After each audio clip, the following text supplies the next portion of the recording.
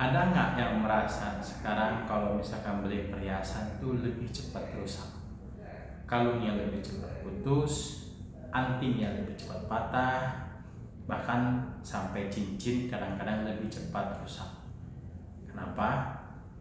Dari dalam video ini akan saya jelaskan beberapa alasan yang sebenarnya masuk akal kenapa barang-barang perhiasan saat ini lebih cepat rusak jika kita bandingkan dengan perhiasan-perhiasan yang dulu. Yang pertama, ya pasti karena harga emas sekarang mahal. Emang dari dulu sebenarnya harga emas tuh mahal, tapi kalau kita bandingkan dengan gaji, saya ambil contoh UMR di Jakarta waktu tahun 2016 itu sekitar 3.100.000. Sedangkan harga emas murni saat itu sekitar 500.000. Bandingkan dengan sekarang. Sekarang itu UMR-nya 5 juta. Tapi harga emasnya sekitar 1.200.000. Jadi waktu tahun 2016 dengan gaji 3.100.000, kita bisa beli emas murni yang harga 500 dapat 6 graman. Tapi sekarang gaji kita 5 juta. Memang ada peningkatan. Tapi untuk membeli emas dengan 5 juta itu, karena harga emasnya sekitar 200, cuma dapat 4 gram, 1. Jadi ada penurunan 2 gram lebih. Belum lagi sekarang harga kebutuhan lain itu naik. Jadi ini menambah kesulitan masyarakat umum untuk membeli emas. Harga emas yang mahal ini sangat mempengaruhi produsen untuk membuat emas dengan gramasi yang lebih kecil. Bisa kalian lihat sekarang, ini adalah gelang yang diproduksi sekitar tahun 2016. Jadi gelang ini sekitar 10 gram. Bandingkan dengan yang saat ini. Nah, ini adalah gelang dengan gramasi 5 gram. Size-nya hampir sama.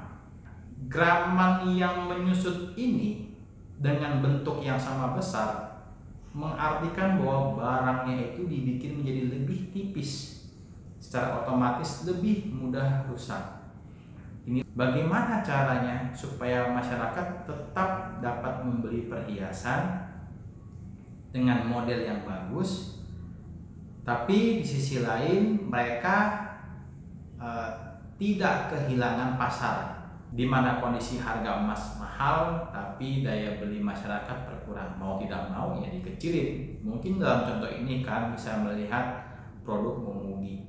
Momugi itu punya dua pilihan, dia menaikkan harga atau mengurangi kualitas produk. Ya, dia dengan terpaksa mengurangi kualitas produk, jadi dibikin lebih kecil.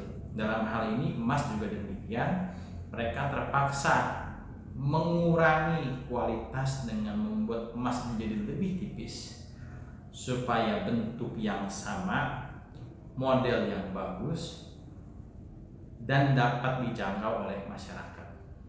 Yang kedua, ini seperti produsen-produsen lain, pabrikan-pabrikan lain, mungkin kalian pernah lihat sekarang lampu, motor, perabot rumah tangga itu didesain seperti jadi lebih cepat rusak. Sebenarnya masuk akal dalam artian produksi itu, kalau misalkan mereka produksi barang yang kuat, otomatis pembeli nggak bakal beli lagi, barangnya nggak cepat rusak, bertahan lama.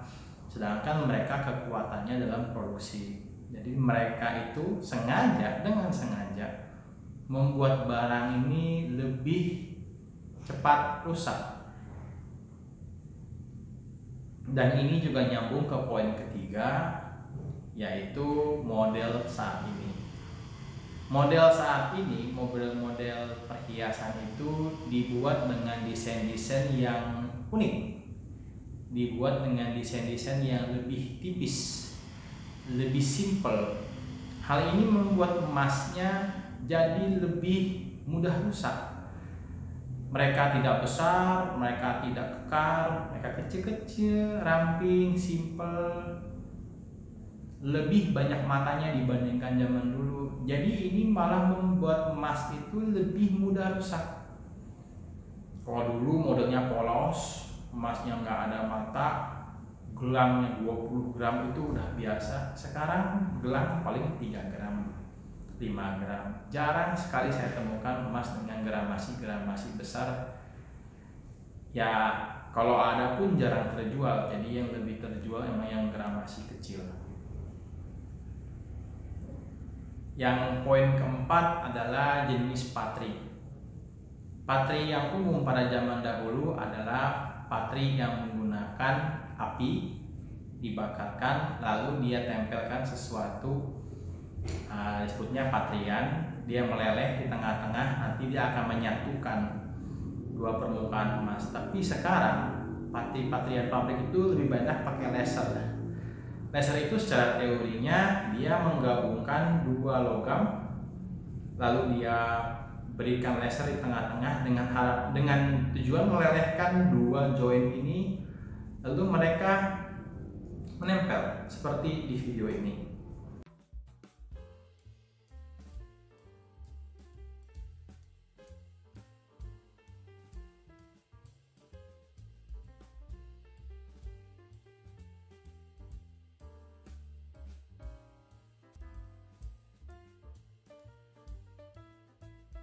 Nah, dalam video itu terlihat jelas mereka itu hanya melelehkan dua logam yang menempel. Beda dengan video yang ini adalah video patri yang tradisional.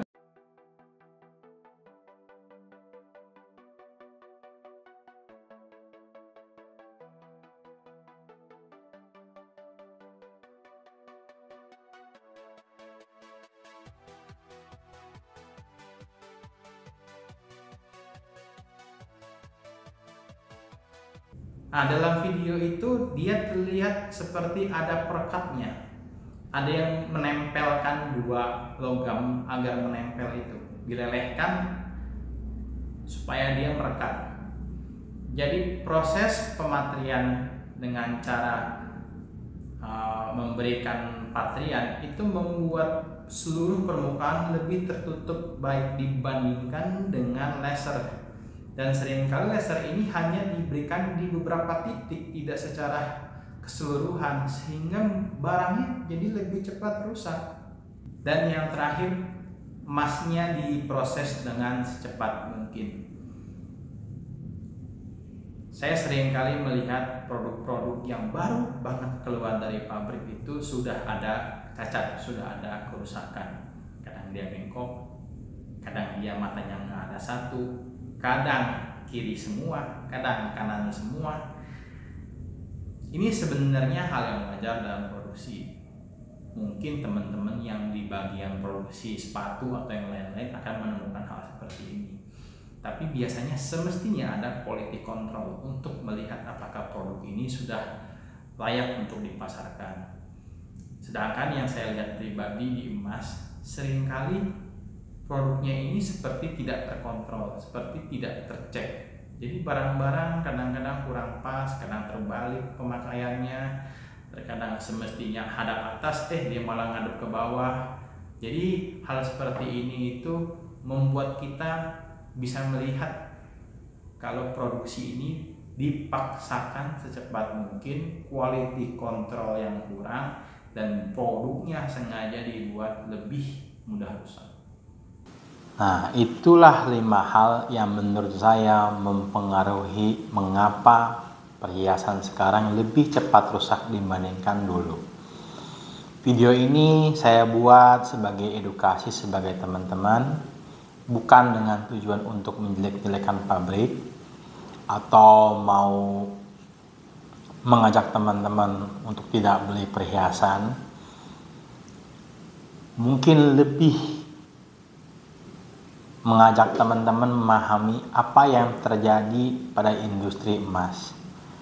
Saya rasa ini juga hal yang umum terjadi di industri lain, bukan dengan tujuan utama untuk merugikan customer, tapi memang ada beberapa hal yang harus diubah untuk mengikuti kemauan pasar.